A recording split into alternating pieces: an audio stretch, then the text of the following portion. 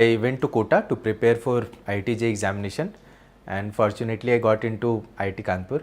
So I did my BTech from IIT Kanpur, graduated in 2014. After that I started preparation for UPSC examination. Finally, after 4 attempts and 3 interviews, I could find my name in that holy PDF that we people generally call it. Genius नहीं है इस paper में, कोई claim नहीं कर सकता कि मैं तो जीनियस था कि मेरा सिलेक्शन हो गया। इस आईआईटी में बहुत ये मैं इतने बड़े बड़े आईआईटी के टॉपर्स को यहाँ पे बुरी तरह फेल होते हुए देख। मेंटली स्ट्रांग होना और इमोशनली इंटेलिजेंट होना वो इस एग्जाम में ज़्यादा ज़रूरत है as compare to academics is not difficult. तभी तो यूपीएससी देता है एनी ग्रेजुएट, नहीं बोलता एनी ग्रेजुएट फ्रॉम आईआईटी और आईआईएम और AIIMS. This is common that in this exam, best of the best gets humbled. Somebody from IITs, prestigious institutes.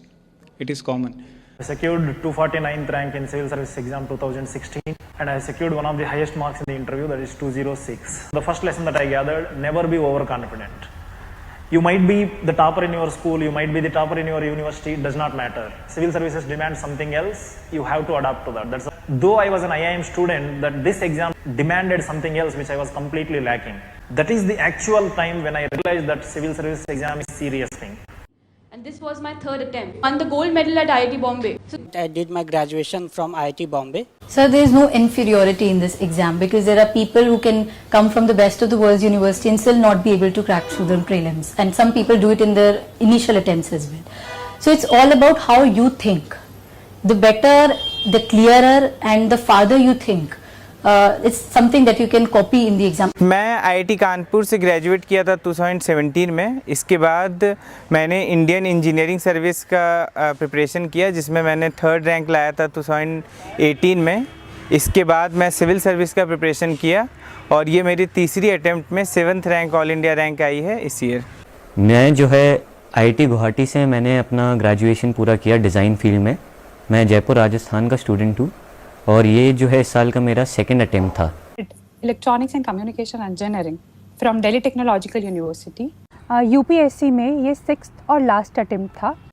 When you are coming into this process, you should understand that you have a very clear-cut strategy. जितनी जल्दी you'll understand this exam, it will be easier for you to clear it. So make a strategy. कैसे आपको clear करना है। Starting में आके random आपको books उठा के आप पढ़ने लगोगे तो you will waste a lot of time. You have to make your own strategy, that is very important. UPSC में सक्सेस नहीं मिल पाई, लेकिन यूपीएससी एक ऐसा एग्जाम है जो आपको एक बहुत बेहतर इंसान बना के छोड़ता है और आपके अंदर कई खूबियां लाता है, जैसे मेहनत करने की खूबी, डेडिकेटेड होने की खूबी, डिसिप्लिन। ये चीज़ें आपके साथ लाइफ लॉन्ग चलेंगी। तो आपका भले ही एग्जाम हो ना हो, as a person in life तो आप ज़रूर ही जीतें। जो भी आपके दोस्त हैं, रिलेटिव्स हैं, if you get negative vibes from them, what I mean by this is, if they say कि IIT तो नहीं हुआ तुमसे, ये कैसे निकालोगे? Stay away from such kind of people. Shut them.